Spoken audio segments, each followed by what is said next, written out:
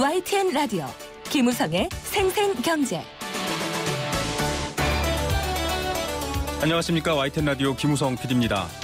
여러분, 폐지 1kg 얼마인지 아십니까?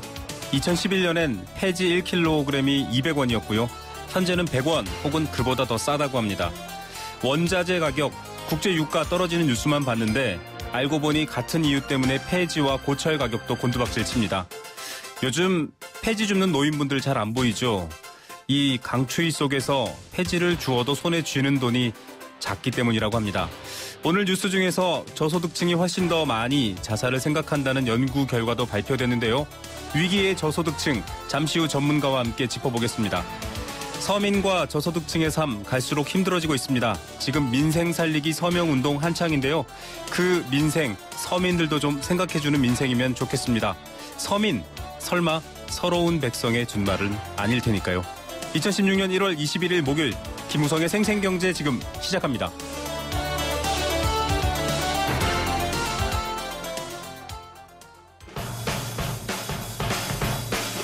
가장 빠른 증시 분석. 오늘의 증시 분석. 네. 공부 안 하고 시험 친 다음에 시험 성적표 받듯이 이 증시 얘기할 때마다 좀 가슴이 조마조마합니다. 유한타증권 설릉역 지점의 박진희 부장 연결되어 있습니다. 안녕하십니까? 네, 안녕하세요. 네, 오늘 증시도 많은 분들이 또 우려하고 계신데 상황 어땠습니까? 네, 우려하신 만큼 상황이 상당히 좀 좋지 못하게 마감이 돼서 많이 안타깝습니다. 종합주가 지수는 1840.53, 마이너스 4.92포인트에 마감을 했고요. 코스닥 시장은 665.84, 마이너스 3.84포인트에 마감을 했습니다. 양 시장에서 코스피 시장 같은 경우는 외국인과 개인의 매도세가 계속 이어진 모습 속에 기관의 방어가 이어졌습니다만 역부족의 마감을 보였고요.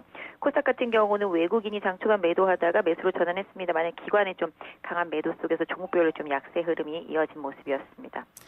예, 지금 외국인 매도 기록을 경신했다 이런 뉴스가 도배되고 있거든요. 홍콩뿐만 아니라 아시아 증시 전체가 이 우리 증시에 영향을 미치고 있다 이렇게 봐야 되겠죠? 네, 맞습니다. 이제는 글로벌 증시가 전체적으로 많이 연결이 되어 있다라는 건 다들 좀 많이 아실 것 같습니다. 오늘 우리 시장 어제 급락할 때도 홍콩 시장이 8,000선 붕괴되면서 그런 영향들이 좀 많이 있었고 중국 시장의 영향은 계속적으로 받아왔습니다. 오늘 장 초반에도 상당히 좀 강하게 출발을 하면서 종목들이 낙폭과대에서 많이 벗어나는 모습들이 나타났는데요. 장 후반부로 넘어가면서부터 중국 시장이 다시 좀 하락으로 전환하는 모습이 나타나면서 중국과 관련되어 있는 업종들이 다시 좀 약해지는 흐름을 보이면서 지수 전체적으로 좀 약한 모습으로 이어졌고요. 선물 쪽에서도 좀 약한 흐름이 이어지면서 외국인의 일정 부분 환매수에도 불구하고 개인과 기관의 선물 매도 속에서 시가총액 상위 종목군들이 좀 약한 흐름이 나타나면서 해외 증시에 다시 한번 동조하는 흐름이 나타났습니다. 예, 홍콩 H지수 얘기가 나오는데 이게 홍콩 H지수가 ELS의 전성기를 이끌었다라는 얘기가 있는데 오늘은 또 원금 손실 우려도 제기되더라고요. 어떻습니까? 네, 최근에 사실 홍콩 ELS가 많이 포함되어 있는 보통 국내에서 ELS가 발행될 때는 이제 코스피하고 홍콩 H가 같이 결합되어 있는 투스타용 ELS가 많이 발행을 하게 되는데요. 네. 이 중에서 한 종목이라고 하면 한 지수라도 정해져 있는 이제 낙인 배리어를 이탈하게 되면은 낙인이 되면서 원금 보존이 깨지게 됩니다. 근데 최근에 그런 종목들이 상당히 많이 속출하면서 ELS에 지수형으로 들어가셨던 분들이 원금 보존 구간이 좀 깨어지는 흐름들이 많이 나타나고 있는데요. 그래서 8,000선을 이탈하면서 그런 리스크가 점점 이제 점증되고 있는 모습인데요. 7,600, 7,000선 이렇게 깨지게 되면 상당 부분 개인 투자자분들이 피해를 많이 볼 수 있는 상황이라서 이런 부분들이 좀 더 우려되고 있는 것은 사실입니다. 다만 이제 ELS에서 지수형이 과거에는 거의 대부분이 손실 없이 상환된 케이스들이 많았기 때문에 일단 좀 원금 보존이 깨지는 그런 상황으로 몰리면서 개인 투자자분들이 현실적으로 지금 현재는 좀 손실을 보고 계시지만 나중에 좀 지수가 상승을 하면서 제자리를 찾아가면 다시 또 복구될 수도 있는 그런 흐름이라서 지금 낙담하기는 어렵지만 ELS의 공포가 시장을 다시 한번 억누르고 있는 것은 사실인 것 같습니다. 예, 주가 지수 전체가 출렁하는 상황에선 ELS에 자금을 투자하신 분들 안심할 수 없을 것 같은데 중국 정부가 긴급 지원을 발표하기도 했거든요. 혹시 좀 지수라든지 전체적인 상황의 반등의 모멘텀이랄까요? 그런 전망이 비춰지는 게 있습니까? 네, 방금 말씀하신 대로 4천억 위안을 이제 투입하겠다고 말을 하면서 반등을 했었는데요. 역시 좀 시장의 흐름은 좀 역부족으로 밀리는 모습으로 마감이 되었습니다. 유동성 공급만으로는 해결될 수 없는 뭔가가 중국 시장에는 좀 많이 필요한 것 같습니다. 전체적으로 경기가 부진한 상태에서 그다음에 금융 시스템이 상당히 좀 불안정한 모습을 보이는 상황에서 자금의 투입만으로는 해결될 수 없는 부분들이 많이 있기 때문에 중국 시장 전체적으로는 좀 뭔가 다른 정책적인 부분들이 좀 나와 주어야지만 시장 참여자들이 좀 안정을 할 수 있을 것 같은데요. 최근에 보면 중국에서도 이제 한머니가 많이 이탈을 하고 있지만 신흥국들에서도 좀 계속 이탈을 하고 있고요. 국내 증시도 일단 뭐 중국 자금도 마찬가지가 되겠습니다만 중동 자금이라든지 뭐 미국 자금, 유럽 자금 다 모두 대부분의 한머니들이 신흥국에서 좀 빠져나가는 흐름이 급속도로 좀 진행이 되면서 오히려 그런 우려감들이 현실화되고 있는 상황인데요. 이런 부분들을 어느 정도 좀 막으려면 중국 정부가 시스템적인 뭔가 좀 다른 보완책을 좀 더 내놔야 되지 않을까 싶습니다. 예, 정말 정책에 의해서 좌우되는 또 증시 시장인 것 같습니다. 어떻게 정책을 또 정책 자금을 푸느냐의 문제인 것 같습니다. 그런 이유와 좀 비슷하기도 한데 오늘 테마 종목을 보니까 방위산업이 올랐습니다. 국방 관련 정책 발표 때문인가요? 뭐 그런 부분들을 좀 일정 부분 있는 것 같고요. 단기적으로 좀 낙폭이 과대했던 부분들도 있는 것 같습니다. 국방 관련 종목들이 다 오르진 않은 것 같고요. 오히려 오늘 테마주들로서는 뭐 LIG 넥스온이라든지 한국항공우주 같이 국방 관련 주들은 좀 하락하는 대형주들 중심으로 좀 나타나는 그런 모습이 나타났기 때문에 테마주를 오늘 본다라면은 전반적인 테마주는 전체적으로 오늘에 있어서는 낙폭 과대주가 일정 부분 좀 테마주의 역할을 해주지 않았을까. 최근에 급락했던 두산그룹주라든지 현대상선이라든지 이런 부실한 기업으로 알려져 있는 기업들이 구조조정책을 내놓으면서 해당 종목들이 오늘 좀 급등하는 그런 현상을 보였습니다. 네, 알겠습니다. 오늘 말씀 여기까지 듣겠습니다. 감사합니다. 네, 감사합니다. 네, 유한타증권의 박진희 부장이었습니다.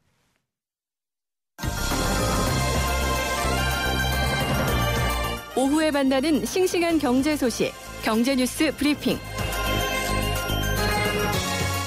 네, 이 시각 들어온 다양한 경제 뉴스 정리해드리겠습니다. 비즈니스워치의 김춘동 기자 연결돼 있습니다. 안녕하십니까? 네, 안녕하세요. 예, 국내에서 판매되는 수입 와인과 과일, 다른 나라보다 더 비싸다. 이런 얘기가 나와 있습니다. 네, 그 소비자 시민 모임이 미국과 중국, 일본, 독일 등 이 세계 13개국 주요 도시에서 판매하는 이 35개 품목의 가격을 좀 비교를 해서 발표를 했는데요. 네. 전체 35개 제품 가운데서 31개의 한국 내 판매 가격이 상위 5위 안에 들었습니다. 네. 그만큼 우리나라가 비싸다는 건데 우리나라가 가장 비싼 제품은 칠레산 와인인 몬테스알파 까베르네 쇼비뇽이었는데요. 그 38,000원대로 캐나다보다 2배 이상 비쌌고 이 청포도 가격도 미국에 비해서 2배에 달했습니다. 예, 비싼 이유가 궁금하기도 한데 더욱이 커피나 맥주 같이 아주 많이 소비되는 제품도 비싸다고요.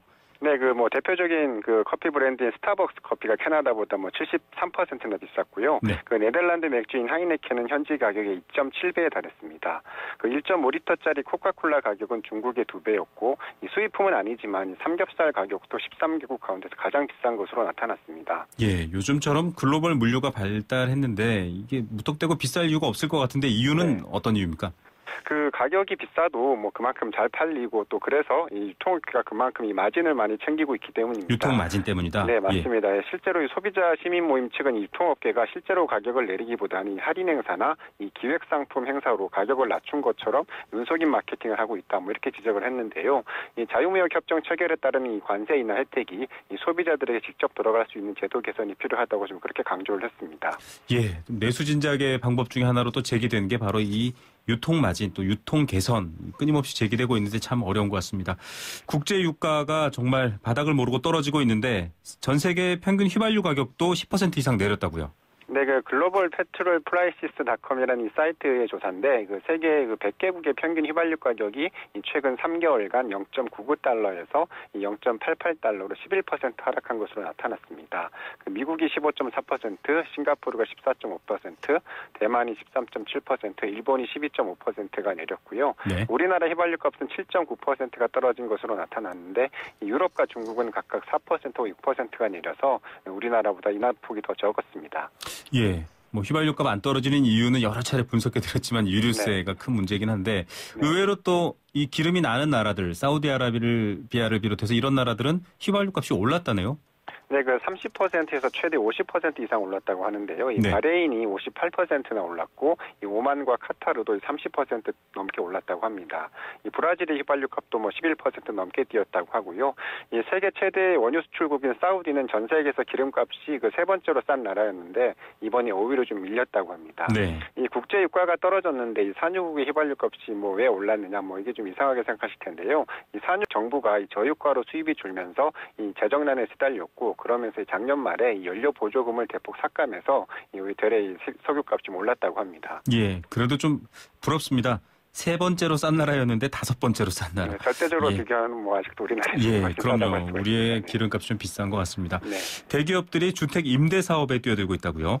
네, KT와 롯데 등의 건설사가 아닌 대기업들이 주택 임대업에 뛰어들고 있는데요. 이 네. KT는 활용도가 줄어든 옛 전화국 부지에 그 임대주택을 지어서 공급하겠다는 건데, 오는 6월에 이 서울 중구 흥인동의 옛 그 동대문 지사 부지에 799가구를 시작으로 이 총 1만 가구를 공급한다는 계획입니다. 네. 또 이 롯데그룹은 롯데건설과 롯데자산개발을 통해서 이 설계 시공에서부터 임대 중개, 또 주택 관리까지 부동산 임대 원스톱 서비스를 계획하고 있다고 하는데요.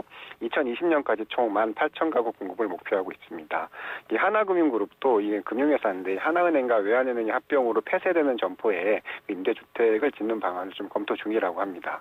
예, 뭐 통신사 또 금융사가 주택 시장에 뛰어든다. 참 낯설고 이상한 풍경이기도 합니다. 그 배경이나 이유가 있을까요? 그 가장 먼저는 이 정부가 이 최근에 전세난이 심해지니까 지금 임대주택 적극적으로 장려하고 있는데요. 이 고급형 임대주택인 뉴스테일을 비롯해서 이 주택 임대 사업을 좀 적극적으로 밀다 보니까 대기업들이 좀 참여를 하고 있고요. 대기업 입장에서도 좀 필요성이 있습니다. 이 경기 침체가 좀 길어지고 또 이 부동산 가격도 뭐 더는 좀 오르기 어려운 상황이 되다 보니까 이 노는 땅을 활용을 해서 이 수익을 낼 수 있는 기업형 임대 사업이 새로운 좀 수익 모델로 좀 떠오르고 있는 겁니다. 예. 그 임대주택 입주 고객을 대상으로 휴대전화나 IPTV 또 뭐 제휴 신용카드 같은 이 복합 서비스를 제공할 수 있다는 것도 좀 장점으로 좀 꼽히고 있습니다. KT가 만든 아파트 약간 상상이 아직은 안 되고 있습니다. 예, 설 명절 이제 곧 다가옵니다. 많은 분들 요즘 그 밥상 물가 또 식료품 올라서 굉장히 고민인데 설 차례상 차리려는 비용이 26만 원. 예, 좀 많아 보이는 것 같기도 한데 어떻습니까? 뭐 차례상 비용은 뭐 크게 좀 떨어지진 않는 것 같은데요. 이 서울시 농수산식품공사가 서울 시내 25개구의 전통시장 또 대형 유통업체, 이 가락시장을 대상으로 이 서울 수요가 많은 36개 품목의 가격을 좀 비교를 해서 조사를 했습니다. 네. 이 전통시장 구매 비용을 보니까 25만 7천 원 수준이었는데 작년보다 좀 3.7%가 올랐다고 하고요. 네. 이 대형 유통업체는 31만 6천 원 선. 그러니까 전통시장이 한 20% 가까이 좀 쌌습니다. 네. 또 가락시장의 소매 가격은 22만 7천 원 선이었습니다. 그 자치구별로 비교를 해보니까 이 강남과 송파 또 영등포구가 평균 27만 원대로 가장 높았고요. 도봉과 마포, 구로구는 23만 원대로 상대적으로 좀 저렴했습니다. 예, 차례상 전체 비용 전통시장에 가면 25만 7천 원, 대형 마트에 가면 31만 6천 원. 이렇게 됐다라는 얘기 지금 알려주셨고요. 참고하시면 좋을 것 같습니다. 자, 실손보험금 허위 청구하면 이거 불법인데 그렇게 청구한 병원이 36곳이나 된다고요. 네, 그 금감원이 오늘 뭐 발표를 했는데요. 이 보험사기 기획조사를 통해서 적발을 한 겁니다. 네. 이들 병원들을 보니까 환자 또 보험사기 브로커 등과 짜고 이 보험금을 좀 가로챈 것으로 드러났는데요. 이 사기 유형을 보니까 이 치료 횟수나 금액을 좀 부풀린 경우가 가장 많았고 또 이 건강이나 미용 목적의 시술을 다른 치료로 조작한 사례도 있었습니다. 뭐 가령 경기도의 한 외과 의원이 이 무릎 관절염 환자에게 불과 26일의 입원 기간 동안에 이 체외 충격파 치료를 170 출연화 좀 했고요. 또 프롤로 테라피 주사 치료라는 걸 또 25회 한 것처럼 속여서 이 보험금을 청구했다고 합니다. 또 서울의 한 의원은 피부 마사지, 또 이른바 이 걸그룹 주사로 불리는 미백 주사를 또 도수 치료인 것처럼 조작을 해서 보험금을 청구한 사례도 있었습니다. 예, 돈 때문에 이렇게 좀 무리해서라도 이런 것들을 만들어내는 게 오히려 더 손해가 아닐까. 좀 환자분들은 좀 각성하셨으면 좋겠다라는 생각도 들고요. 자, 한파 계속 이어지고 있습니다. 걱정되는 게 에너지 빈곤층이기도 한데 이틀 만에 전력 수요 최고치를 경신했다고요. 네, 그 전국 그 전력거래소에 따르면 오늘 오전 11시에 전력 수요가 8,297만 킬로와트를 기록해서 최고 기록을 세웠습니다. 19일에 그 종전 최고치인 8,212만 킬로와트였는데 이틀 만에 이 최고치를 다시 넘어선 겁니다. 네. 최근 전력 수요가 급증하고 있는 이유는 뭐 이 최근 강력한 한파 때문인데 그러면서 이 난방 수요가 좀 급증하고 있기 때문으로 좀 풀이가 되고 있고요. 다만 이 전력 그 예비 전력이 좀 충분해서 전력 공급에는 당장 문제가 없다는 게 전력거래소의 판단입니다. 예, 강추위에는 뭐 전기 끊기면 정말 큰일 날 것 같습니다. 네. 자, 뭐 이제 젊은 사람들 10년 동안 일해도 집 사는 거는 뭐 어렵다. 어제도 굉장히 뉴스를 달고 이렇게 뉴스를 뜨겁게 만들었던 건데요. 네. 어떤 내용입니까? 네, 그 국토연구원의 그에 따르면 2011년부터 2020년까지 경제 성장률을 연평균 3.6%로 가정을 할 때, 네. 그 2014년 현재 25세에서 29세 청년이 10년 뒤에 살 수 있는 이 서울의 주택이 전체의 56% 정도로 조사가 됐습니다. 네. 이 나머지 주택은 뭐 그림의 떡이라는 건데요. 이 수도권에 사는 35세에서 39세의 소득을 월 342만 9천 원, 순 자산을 1억 453만 원으로 잡고 이 주택담보대출까지 고려를 해서 이 주택 가격을 이 3억 8,421만 원으로 추정한 경우가인데 그나마 좀 집값은 더 오르지 않는다고 좀 가정을 한 수치라고 합니다. 예, 경제 성장률도 후하게 잡았고요. 또 이건 네. 집을 살 수 있다라는 거지 이만큼의 돈을 번다라는 건 또 아니니까 네. 참 여러모로 요즘 힘든 뉴스들만 계속되는 것 같습니다. 네. 자, 내일은 좀 다음 주에는 좀 좋은 뉴스 기대하고요. 오늘은 여기까지 듣겠습니다. 네, 알겠습니다. 예, 감사합니다. 지금까지 비즈니스워치의 김춘동 기자였습니다. 건강기능식품 광고입니다. 장사를 하다가 급하면 잠깐씩 문을 잠그고 갈 수밖에 없는데 손님들한테 미안하죠. 한 번이라도 시원하게 아는 사람끼리 통하는 대한민국 1등 브랜드 CJ 제일제당 전립소 080-000-9988 1등 브랜드는 07년에서 14년 식약처 소팔메토 생산 실적 기준입니다. 네, 생생경제 3시 26분을 지났습니다. 일부 포스코와 함께했고요. 오늘도 푸짐한 선물 드립니다. 알칼리수로 건강해지는 내 몸 A수 생수 한 박스 보내드리고 있고요. 사계절 겨울왕국 원마운트 스노우파크 티켓 한 상 선물로 드리고 있습니다. 정답은 50원의 유료 문자, 긴 문자는 100원의 유료입니다. 샵 0945, 우물정 0945번 문자로 보내주시면 되고요. 스마트폰 앱 예스로도 참여하실 수 있습니다. 오늘의 퀴즈입니다. 국제유가 배럴당 20달러대까지 떨어지는 저유가 계속 이어지고 있는데요. 그래서 타격을 입고 있는 업체가 있습니다. 심지어 문을 닫고 있는 곳도 늘어나고 있고요. 정부는 이 주유소 활성화를 위해서 여러 가지 자립화 방안과 정책을 추진해 왔는데 이 저유가 파고 때문에 잠정 보류된 상태라고도 합니다. 석유공사와 농협이 정유사에서 대량으로 공동 구매한 휘발유와 경유를 공급받아서 뭐 브랜드라던가 여러 가지 부대 서비스 없애고 가격을 낮춰서 기름을 파는 곳, 이것 주유소라고 합니다. 요즘 어려워서 이것 하고 살아가시는 분들도 많을 텐데요. 정답 아시는 분 지금 바로 보내주시기 바랍니다. 잠시 후에 뵙겠습니다. YTN 라디오 캠페인 대한간호협회는 보건복지부의 위탁을 받아 중소병원협회와 함께 간호취업지원센터를 운영합니다. 가족이나 간병인 대신 간호사로부터 간호를 받을 수 있는 포괄 간호 서비스를 확대 적용하기 위해선 더 많은 간호사 인력이 필요합니다. 환자에겐 편안하고 안전한 간호를 제공하고 환자 가족에겐 사회적 경제적 부담을 줄여주고 국민 건강 증진에 기여할 포괄 간호 서비스 제도. 간호취업지원센터에서 간호사 재취업 관련 교육을 무료로 실시하고 있습니다. 취업을 원하시는 분들은 1522-1755, 1522-1755번으로 문의하시기 바랍니다. YTN 라디오 캠페인 물 없는 한라산, 물 없는 제주 바다를 상상할 수 있나요? 제주의 아름다운 자연과 풍경은 깨끗하고 건강한 물이 있기에 가능합니다. 제주를 아름답게 만들어주는 건강한 물은 우리의 몸과 마음도 아름답게 만들어줍니다. 건강한 몸과 마음을 지키는 일. 아름다운 물을 사랑하고 지키는 일에서부터 시작됩니다. YTN 라디오 아름다운 물 캠페인은 광동제약과 제주특별자치도 개발공사와 함께합니다.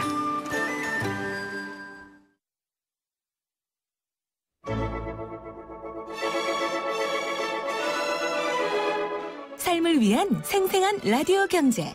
YTN FM 김우성의 생생경제. 자, 여러분 송파 세모녀 사건 기억나십니까? 2014년 2월이었습니다. 정확히 2년 정도 전 이야기인데요. 이 추위에 또 경제 위기에 더 어려움을 겪고 있는 분들이 바로 저소득층 서민들입니다. 한국보건사회연구원의 자료 오늘 발표돼서 화제가 됐습니다. 저소득층 15명 중 1명이 자살을 생각했는데요. 평범하게 소득을 갖고 살아가고 있는 일반층보다는 무려 4배가 높은 수치라고 합니다. 더욱이 문제는 이분들, 저소득층 분들의 대부분이 노인이 많다라는 거죠. 빈곤 문제, 풀리지 않는 어려운 문제고 속담 속에서도 나라님은 또 가난을 구제하지 못한다. 이런 속담까지 있을 정도인데 정말 대안은 없는 건지 한번 알아보겠습니다. 빈곤 관련해서 여러 가지 현장 업무를 띄고 있는 전문가입니다. 빈곤사회연대 윤혜숙 조직국장 연결합니다. 안녕하십니까? 예, 안녕하세요. 예, 겨울철만 되면 나오는 단골 뉴스기도 하지만 사실 실상은 더 심각할 것 같습니다. 저소득층 기준이 어떻게 되고 지금 우리나라의 현황이 어느 정도 되죠? 빈곤층이라고 하면은 절대빈곤층 그리고 상대빈곤층이라고 이렇게 두 가지로 나뉘는데요. 네. 일단 첫 번째로 절대빈곤층이라고 하면 이제 한 달 소득이 그 월 최저생계비 이하로 네. 살아가는 사람들을 얘기를 하고요. 그리고 상대빈곤층이라고 하면은 이제 월 소득이 중위소득의 50% 이하. 그러니까 한국 사람들을 소득 기준으로 줄을 세웠을 때 50등 하는 사람의 딱 가운데를 1에서 100까지 해서 딱 가운데 하는 사람 소득의 반을 버는 사람을 반 이하의 소득으로 살아가는 사람들을 얘기를 합니다. 예, 절대빈곤층과 상대빈곤층 설명해 주셨는데요. 지금 한국 사회에서 그 비중이 어느 정도 되는 걸로 알려지고 있습니까? 한국 사회 절대빈곤층률은 한 7에서 8% 사이를 왔다 갔다 하고 있고요. 그리고 상대빈곤층은 14에서 15% 정도 왔다 갔다 하고 있습니다. 네, 그 비율이 좀 증가하고 있는 것 아닌가 이런 분석들이 나오고 있는데 어떻습니까? 최근에 좀 눈여겨봐야 할 지표가 빈곤층으로 접어들었을 때, 그러니까 한 5년 이내에 탈빈곤하는 확률이 어느 정도 되느냐라는 건데 이 비율이 계속해서 줄어들고 있어요. 예. 그리고 계층 이동이 아래쪽으로 가는 경우는 굉장히 늘어나고 있고요. 네. 그래서 이것만 봐도 늘어나고 있다라고 볼 수 있죠. 네, 그러니까 한 번 빈곤층에 빠진다, 누구나 그렇게 될 수가 있죠. 그런데 그 뒤에 다시 빈곤층을 탈피하는 그 비율이 줄어들고 있다. 이게 이제 더 문제가 되고 있는데 정부가 지원을 받지 못하는 복지 사각지대에 놓인 빈곤층 해결하겠다. 앞서 말씀드린 송파 세모녀법 이런 것들 통해서 얘기했는데 실제로는 지금 이 빈곤 현장 혹은 빈곤을 겪고 있는 분들에게는 어떻게 적용되고 있습니까? 사실 맞춤형 개별급여로 개편 이후에 지금 수급을 받는 사람들의 인원이 그러니까 수급을 받고 있는 사람들의 수가 어느 정도가 되고 있는지에 대해서는 최근에는 통계가 전혀 안 나오고 있어요. 사실 지난 7월에 개편이 됐으니까 벌써 반년 정도 됐는데 아직까지 하나도 안 나온 거죠. 네네. 지금 정부가 7월에 맞춤형 기초생활보장제도 실시하면서 76만 명이 추가 혜택을 받을 거라고 이렇게 얘기는 돼 있어요. 그런데 실제로 이 빈곤 관련해서 여러 가지 조사나 현장 업무를 하시다 보면 그 적용이 되지 않거나 좀 다른 경우 있지 않습니까? 예, 그렇죠. 사실 76만 명이 늘어날 거다라고 얘기를 했을 때부터 처음에 저희가 얘기를 했던 부분이 사실 76만 명 중에 50만 명이 사실은 이제 교육급여 수급자로 늘어나는 숫자라고 보거든요. 이번에 맞춤형 개별급여가 도입이 되면서 바뀐 부분이 기초생활수급제도에 있는 이제 7가지 급여 중에 항목별로 급여별로 이제 기준선들이 바뀌었다라는 건데 아까 말씀드렸던 이제 중위소득을 기준으로 해요. 그래서 교육급여 같은 경우가 가장 선이 완화되어 있는 선인데 그게 50%거든요. 근데 교육급여 수급자라고 하면은 사실 일상적인 현금급여를 받는 게 아니라 학령기 자녀가 있는 경우에만 받을 수가 있는 급여예요. 그래서 이런 것들을 고려를 했을 때는 사실 이제 초등학교, 중학교 자녀가 있는 경우 1년에 한 5만 원에서 한 10만 원 정도 플러스 급식비. 사실 이 정도의 급여 혜택밖에 없는 상황이기 때문에 이 사람들을 이제 수급자다라고 보기에는 어려운 부분이 많다라는 거죠. 그리고 나머지 26만 명에 대해서도 사실 지난 3년간 줄어들었던 수급자들 수와 비슷한 정도거든요.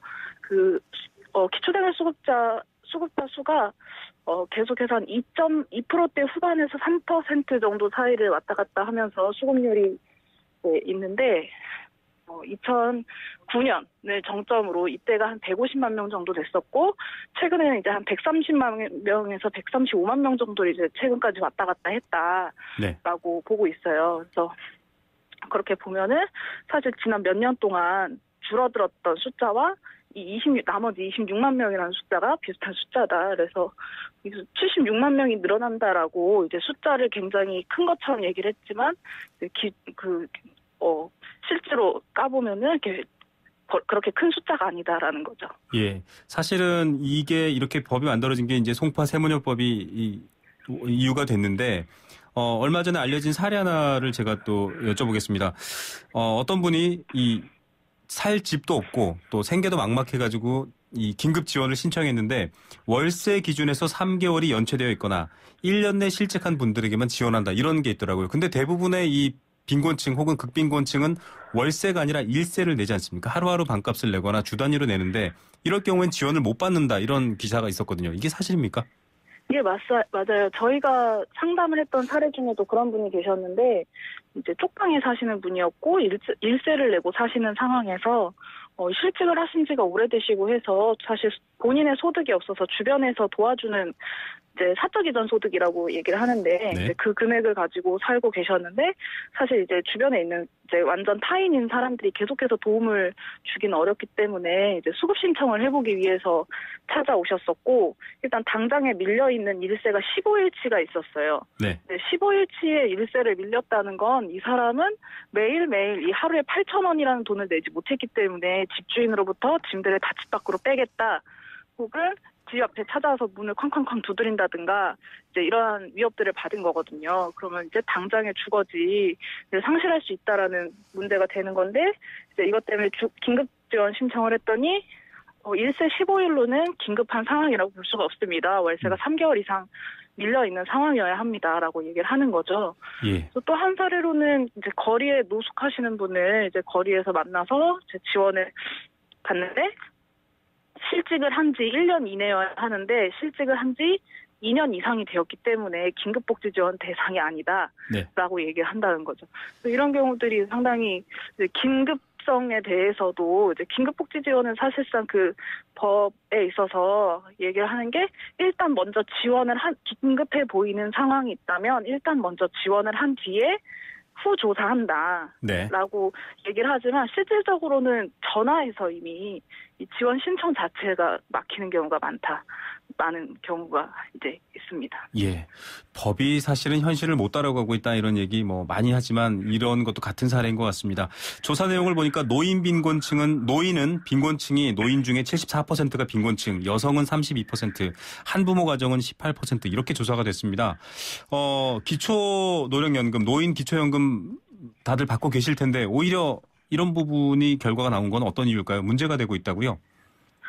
예, 그 노인분들 중에서 특히 노인 세대의 빈곤율 같은 경우에는 특히 더 높게 잡히는 게 노인 세대의 절대 빈곤율은 30% 이상으로 나오거든요. 절대 빈곤율. 노인 세대의 절대 빈곤율은 이제 근데 아까 말씀하신 빈곤은 아마 상대 빈곤율까지 합해서 말씀하신 수치일 텐데 최저 생계비 미만으로 살아가는 노인이 사실 3분의 1이라는 거죠. 네. 근데 이러한 상황들 때문에 도입이 된 기초연금이 사실 이제 그 기초생활수급을 받는 수급자 노인들한테는 가지 못하게 되어 있어요. 네. 왜냐하면 이게 소득으로 잡히기 때문에 이달 25일에 기초연금 20만 원을 받으면 그 다음 달 20일에 생계급여에서 20만 원이 깎이는 방식인 거죠. 그렇게 따지면 생계급여가 작년에는 43만 원 정도였고 이제 2016년에는 47만 원 정도인데 이 20만 원을 깎이고 27만 원만 들어온다라는 얘기예요.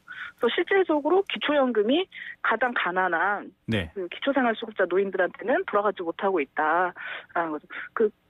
노인 중에 절대빈곤층에 속하는 게 30%고 그리고 그 전체 노인 중에서 기초생활수급을 받는 노인이 한 6.8% 정도라고 잡히거든요.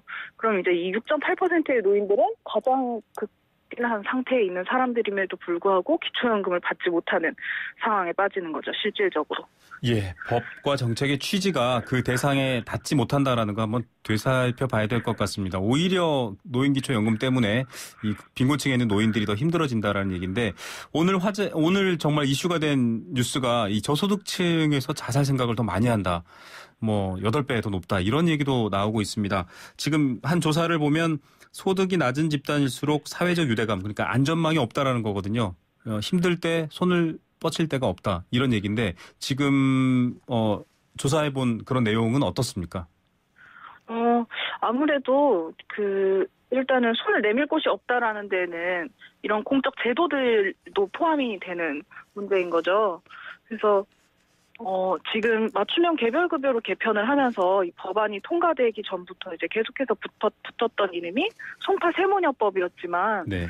이 법이 실상 뜯어보면 송파세모녀가 만약 살아있다고 한들 살아 돌아온다고 한들 이 제도에서 받을 수 있는 혜택이 전혀 없는 상황입니다. 그래서 송파세모녀 같은 경우에도 그랬고 그래서 가난한 사람들이 이런 어떤 도움을 받고 특히 제도로부터 보장을 받고자 구청이나 동주민센터나 이런 보장기관들을 찾아갔을 때도 굉장히 여러 가지 모욕들을 당하게 된다는 문제가 제일 큰 것 같아요. 그래서 저희가 이제 거리에서 상담을 할 때 특히 임대아파트촌이나 아니면 쪽방촌이 있는 이렇게 빈곤층 밀집 지역들 같은 경우에는 동주민센터나 아니면 구청에 있는 직원들이 좀 더 이런 업무가 밀리다 보니 이런 사회복지 담당 공무원이나 이런 분들이 더 이제 이런 분들한테 굉장히 차갑게 대하고 어떤 질문이나 혹은 이의 신청이나 이런 것들을 전혀 할 수 없게 하는 거죠. 그래서 예를 들면 이제 그 기초연금을 받고 그 다음 달에 20만 원이 깎여서 나왔을 때 왜 제 급여가 20만 원이 깎여서 나왔냐라는 이 질문을 하러 가기까지도 굉장히 많은 용기가 필요하고 막상 가서 질문을 했을 때 위에서 그렇게 하라는데 왜 저한테 와서 이러세요? 라는 식으로 바로 화를 냈다는 거예요.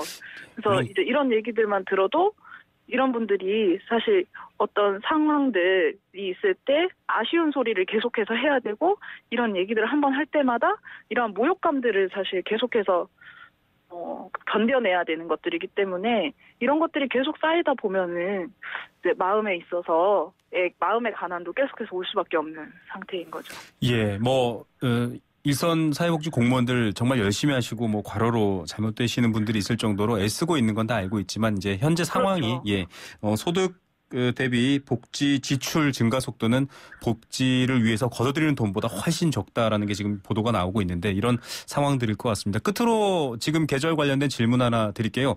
질병관리본부가 조사한 결과를 보니까 한랭 질환자가 늘고 있는데 그 장소가 실내가 30%, 집이 22%입니다. 다시 말해서 자기 집에서 추워서 병에 걸렸다라는 건데 에너지 빈곤층에 대한 현황은 좀 어떻습니까?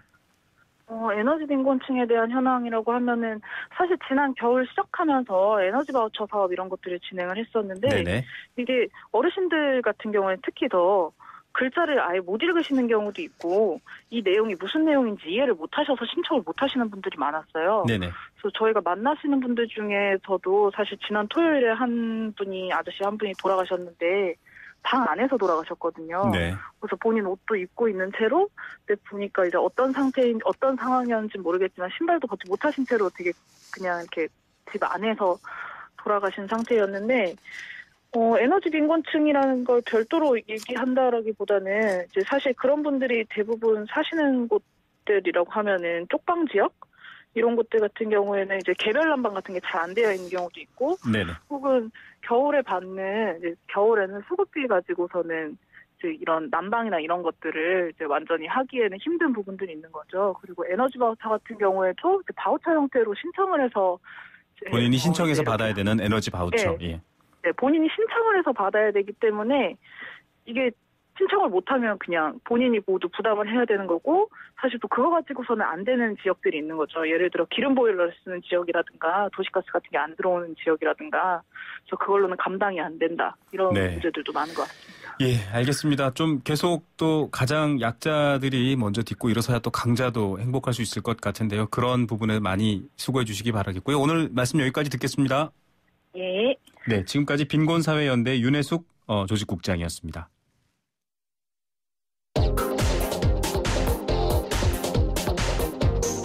세계 경제를 듣는 창, 글로벌 경제 이슈.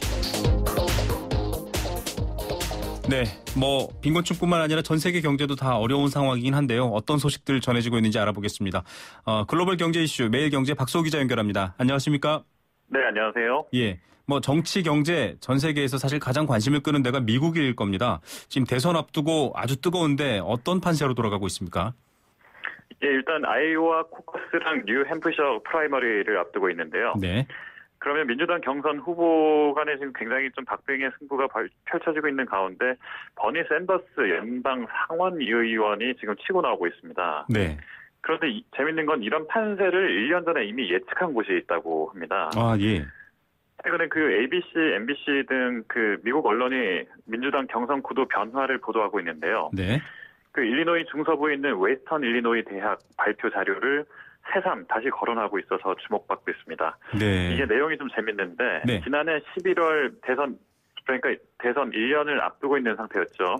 이 대학에서는 모의 대선 결과를 발표했다는데 당시 모의 대선 결과에서는 민주적 사회주의자를 자처하는 무소속 샌더스 의원이 민주당 경선에서 힐러리 클린턴 전 국무장관을 꺾고 대선 후보로 지명된다는 겁니다. 네네. 또 공화당 후보로는 잽 부시 전 플로리다 주지사가 나오는데요. 여기서 최종 결판을 내서 결국 샌더스 의원이 미국의 45대 대통령에 당선될 것이다. 이런 예측이 나왔습니다. 샌더스 의원의 당선을 예측하고 있는 것까지 일단 공개가 됐군요. 이게 네네. 1년 전 발표인데 사실 샌더스 의원은 가끔 이렇게 화제성으로 많이 주목이 됐었거든요. 미국에 있는 대선 후보로서는 좀 파격적인 주장들을 하고 있는데 지금 와서 또다시 화제가 되는 이유는 어떤 건가요? 네, 샌더스 의원이 힐러리 의원보다 지금 여론조사에서 뒤집었기 때문이기도 하고요. 네. 또 1년 전까지만 해도 힐러리 전 미 국무장관이 여론에서는 1위였는데 그때는 별 주목을 그래서 받지 못했다가 최근에 여론이 역전되면서 그럼 1년 전 예측이 맞는 게 아니냐 이런 이야기가 돌면서 새삼스럽게 웨스턴 일리노이 대학 모의 예측이 주목을 받고 있습니다. 예. 그런데 웨스턴 일리노이 대학 그 모의 예측이 이번만 맞춘 게 아니고요. 네. 지난 1970년 중반에 이미 개발돼서 네. 버락 오바마 대통령의 당선도 마쳤고요. 네. 또 1975년부터 각 정당의 대선 후보 당선을 다 마쳤다고 합니다. 네. 그래서 이번에도 샌더스 의원이 어떻게 이길 것이냐 한번 돌려봤더니 39개 주에서 승리를 하고 대선 선거인당 총 538명 가운데 404명을 확보해서 공화당 부시 후보의 압승을 거둘 것이다. 이렇게 나왔네요. 예, 굉장히 적중률이 높은, 만약에 버니 샌더스 의원이 되게 될 경우에 미국의 경제 정책도 그 방향이 지금과는 좀 더 다르게 틀어질 것 그렇습니다. 같습니다. 예, 미국 대선 얘기는 여기까지만 듣겠고요. 주식시장 요즘 말을 꺼내기가 무서울 정도인데 투자의 대가들조차도 수익률이 어렵다고요? 예, 그렇습니다. 세계 최고의 투자가들이 투자 수익률을 쫓는 앱이 있는데요. 네. 아이빌리어네어라는 앱이 있습니다. 네. 이 앱을 보면 세계 최고 부자 중에 한 명이자 투자의 귀재라고 할 수 있는 워렌 버핏, 네. 버크셔 해서웨이 회장 수익률이 바로 나오는데요. 네네. 요즘 이 워런 버핏 회장 수익률이 심통치가 않습니다. 네. 오늘 제가 직접 앱을 들어가 보니까 네네. 연간 수익률이 마이너스 11.39%. 연간 그러니까 마이너스 11%. 예. 예, 그러니까 상당히 사실은 돈을 잃고 있네요. 달린다고 합니다. 네. 예.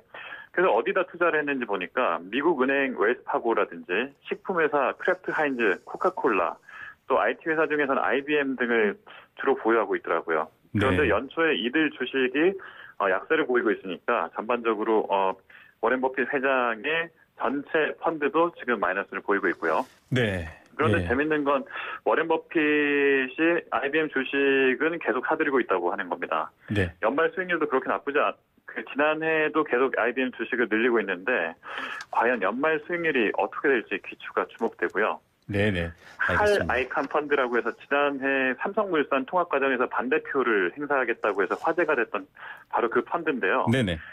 그래서 역시 수익률이 나쁘네요. 네.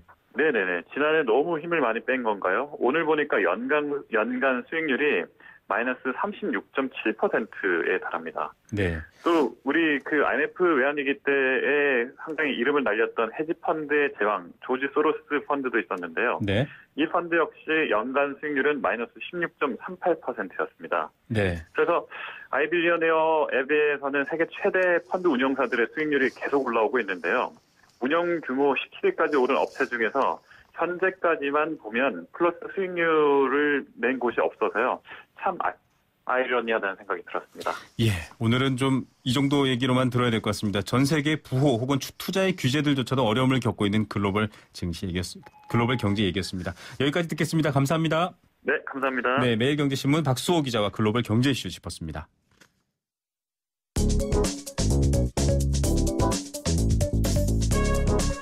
스마트 IT 뉴스.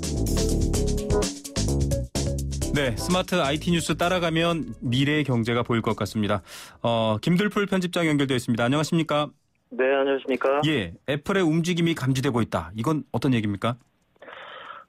구글이 이제 머신러닝 관련된 이제 텐서플로우를 이제 오픈 소스로 이제 공개를 했고요. 네네. MS도 마찬가지로 이 머신러닝 기술도 공개를 했죠. 네. 근데 애플의 움직임이 좀 다르다라는 게 이제 감지가 되는데요. 예, 인공지능 기술인데 이걸 서로 공개했는데 네네. 애플은 좀 다르게 움직인다. 어떤 내용이죠? 애플은 원래 이제 조직 특성상 비밀주의지 않습니까? 네. 제품이 거의 뭐 출시를 완벽하지 않으면 나오지 않는 건데 이들이 지금 이 애플이 인수한 기업들을 좀 보니 네.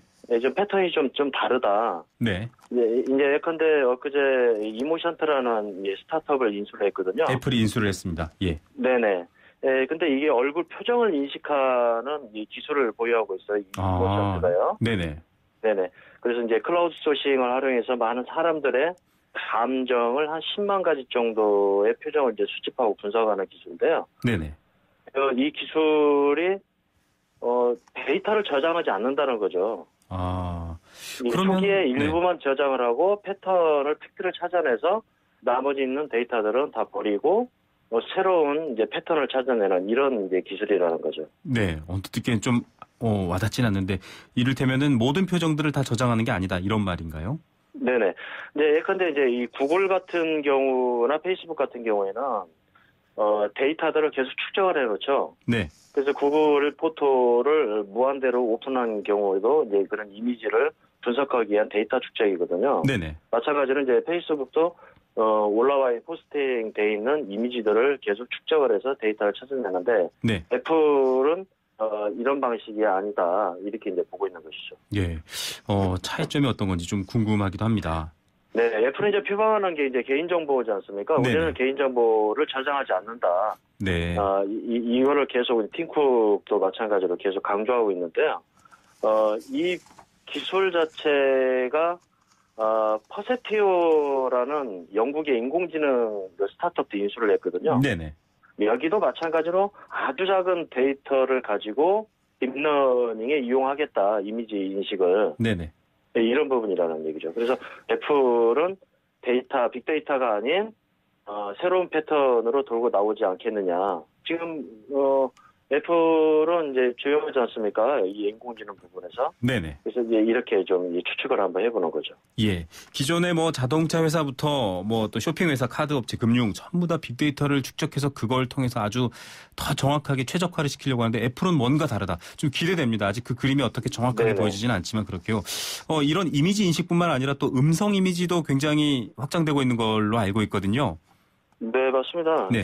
이 애플이 이제 시리가 21년도에 나왔을 때 네. 지금 시리는 아무래도 코타나랄지 MS에 네. 그 페이스북의 M보다 좀 성능이 떨어지지 않느냐라고 했는데 이 부분들에 대한 이제 보강을 하는 거죠. 그래서 보컬 IQ라는 이 회사를 인수를 했거든요. 네. 이게 음성 인식 서비스 이제 이 기술 개발 회사인데 이제 이 보컬 IQ를 인수하고 현재 자동차 업체인 GM과도 음성 인식 서비스 기술에 이제 협력하고 있고요. 네네. 여기는 이제 애플 카플레이 이런 걸 통해서 무인 전기 자동차 관련된 기술을 개발하는 걸로 지금 보이고 있죠. 네. 보통 음성 인식 그러면 뭐 뉘앙스 이런 회사들도 거론이 되고 있는데 점점 이제 사람이 손을 쓰지 않고 아주 편안하게 직관적으로 이 IT나 혹은 자동차 핸드폰을 쓰는 방식으로 기술이 더 진보하고 있다고 봐야 되겠죠. 이런 내용들 종합해 보면. 사람하고 똑같겠죠. 이제 눈으로 보는 거, 그다음에 말로 하는 거, 귀로 듣는 거. 이러한 이제 생체 모방처럼 마치 이제 이 기술들이 그렇게 진화되고 있다고 보면 될 것 같습니다. 네. 자, 오늘은 저희가 좀 늦게 연결해서 시간관계상 짧게 이런 동향만 들어야 될 것 같습니다. 감사합니다. 네, 고맙습니다. 네, 스마트 IT 뉴스의 김들풀 편집장과 함께했습니다. 건강기능식품 광고입니다. 장사를 하다가 급하면 잠깐씩 문을 잠그고 갈 수밖에 없는데 손님들한테 미안하죠. 한 번이라도 시원하게 아는 사람끼리 통하는 대한민국 1등 브랜드 CJ 제일제당 전립소 080-000-9988 1등 브랜드는 07년에서 14년 식약처 소팔메토 생산 실적 기준입니다. 잇몸이요. 괜찮다가 피곤하면 또 들뜨고. 그래서 전 인사돌 플러스 시작했어요. 염증에 좋은 생약 성분을 더해서 차이가 느껴지는 거죠. 너무 편해졌어요. 홍은희 씨도 잇몸이 좋아졌습니다. 붓고 시리고 피날 때 인사돌 플러스. 인사돌 플러스. 어쩜 이렇게 좋아지죠? 잇몸이 아주 편한 거죠. 뭐라 빠르면서도 저렴한 기가 인터넷이 나와? 그 무슨 이상한 소리냐? 밴드기가 출두요! 속도는 기가라 빠르고 요금은 휴대폰이랑 묶어서 저렴한 밴드기가. 속도에서 요금까지 기대 이상 밴드기가. 기가 인터넷도 이상하자. SK 브로드밴드. 가입 문의는 1062요. 안녕하세요. 금난세입니다. 오케스트라 로얄석에서 감상하시는 건 어떨까요? 생활도 문화도 미래 가치도 브라보. 서울역 한라비발디. 서울역 송기정 체육공원의 다양한 개발 비전까지 모델하우스 개관 중. 서울역 한라비발디 센트럴. 문의 1644-1060. 야, 남자가 할 일이 얼마나 많은 줄 알아? 경기 봐야 돼, 게임도 해야 돼, 가끔 한눈도 팔고 차도 돌봐야지. 피부관리보다 하고 싶은 게 많은 남자들을 위하여 우르오스 올인원 모이스처라이저. 단 한 번으로 하루 종일 파워보스. 이것이 남자의 올인원. 남자를 아니까 우르오스. 네, YTN 라디오 김우성의 생생경제, 비즈스카이프 그리고 포스코와 함께했습니다. 오늘 정답 많이 보내주셨네요. 네, 그런데 셀프 주유소 보내주신 분들 계십니다. 네, 셀프도 조금 가격을 깎아주긴 하죠. 정답은 알뜰 주유소였습니다. 알뜰하게 사시는 여러분들이 전부 다 정답을 주셨습니다. 정답자 발표해드릴게요. 9925 사용하시는 분입니다. 알뜰 주유소입니다. 기름값은 내렸다지만 경기가 너무 안 좋아 힘듭니다. 생생경제는 언제쯤 될지. 예, 저희 프로그램 제목이기도 하지만 정말 경제가 날생, 살아날생, 생생경제가 됐으면 좋겠습니다.